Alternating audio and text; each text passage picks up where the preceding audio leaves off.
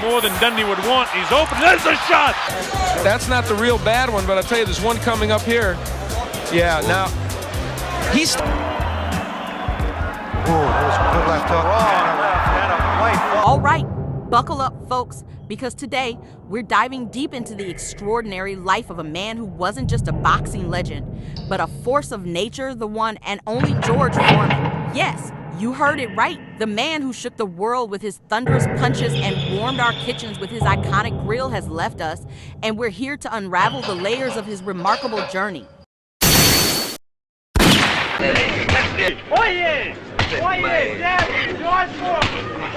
Now, before we get started, I want you to know this isn't just another celebrity obituary. We're going to explore the raw, unedited truth about George Foreman, the highs, the lows, the knockouts, the comebacks, and everything in between. Expect to be shocked, inspired, and maybe even a little emotional as we peel back the curtain on a life that defied expectations at every turn. And of course, if you're ready to join us on this roller coaster ride, smash that subscribe button and ring that notification bell. Trust me, you won't want to miss a single punchline.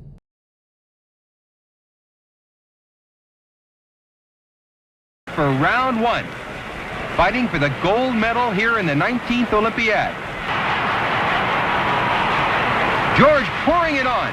And there's George holding up the American flag in the center of the ring before thousands of... George Foreman's story isn't your typical rags to riches tale. It's a symphony of raw talent, relentless determination, and an unwavering belief in himself. Born into poverty in Marshall, Texas, George didn't have the luxury of a silver spoon. But what he lacked in material wealth, he made up for in sheer unadulterated power. His journey began in the gritty gyms of Houston, where he honed his formidable skills, turning his powerful fists into instruments of destruction. And then came 1968, the Summer Olympics in Mexico City. At just 19 years old, George stepped into the ring, not just as a boxer, but as a symbol of American might. He didn't just win, he dominated, capturing the gold medal with a ferocity that left the world in awe. That gold medal wasn't just a piece of metal. It was a testament to his indomitable spirit, a declaration that George Foreman had arrived.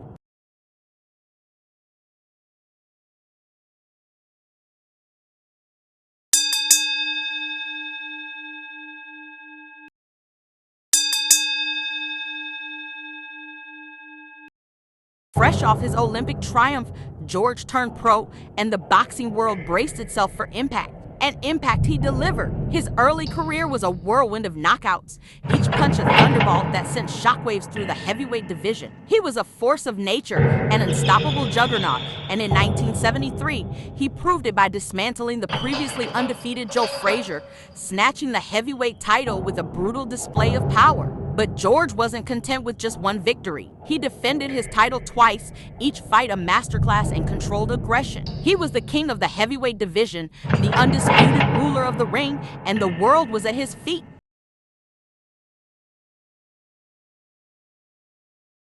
First round, looking to drop that left hook.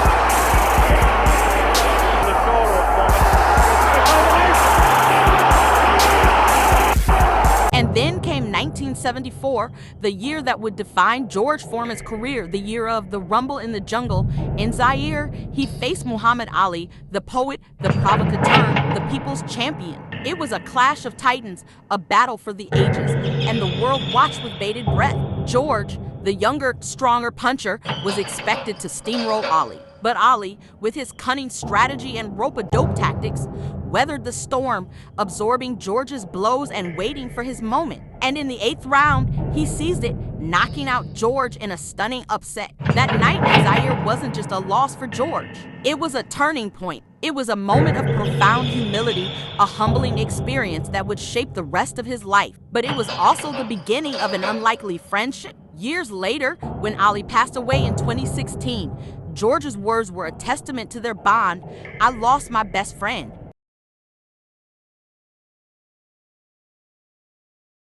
And 16 said, "Greet the brother with a kiss of charity." Hey!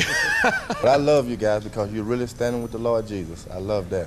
Well, we had a great time. You're officially retired?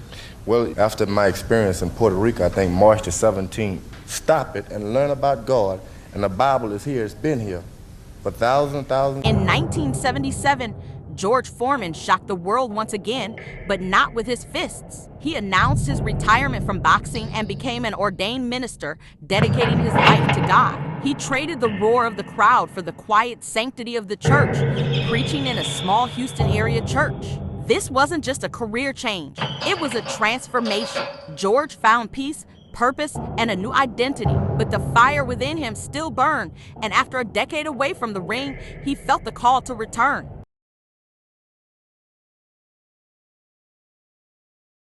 Fact that he doesn't like his role as the #1 contender for the heavyweight crown. He feels he has No doubt in my mind now, I've qualified myself for the last couple of years to fight for the title. No, not really. What's mine will be mine, and it's just a matter of time. You can't keep away the tide of destiny. In 1988, at nearly 40 years old, George Foreman announced his comeback. The boxing world scoffed, dismissing him as a relic of the past. But George, with his newfound faith and unwavering determination, was ready to prove them wrong. He wasn't the same fighter he used to be.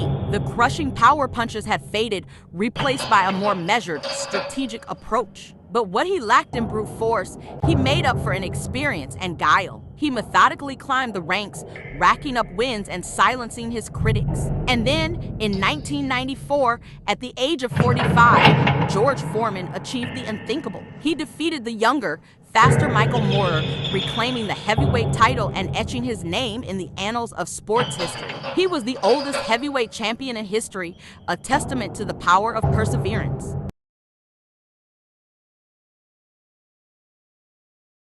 Chicken. Yeah. Potato wedges. Uh-huh. Steak. Sure. Paninis. Easy. Fat-reducing grilling machine from George Foreman. Great tasting, healthier food in minutes. But George Foreman's story doesn't end in the boxing ring. His second act was just as remarkable, if not more so. He became the face of the George Foreman lean, mean, fat-reducing grilling machine, a product that would transform his life and make him a household name. The grill wasn't just a commercial success, it was a cultural phenomenon. It sold millions of units worldwide, making George a multimillionaire. But more than the money, it was the connection he made with people, the way he became a part of their lives, that truly mattered.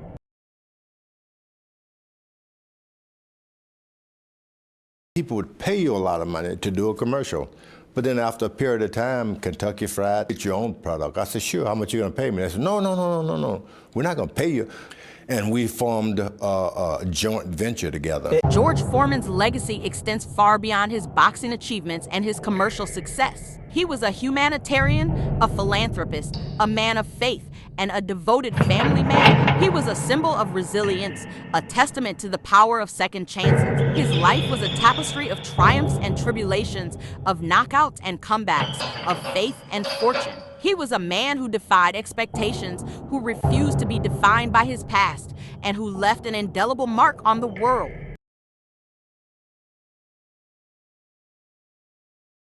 All over. Lyle has Foreman in trouble. Foreman is down.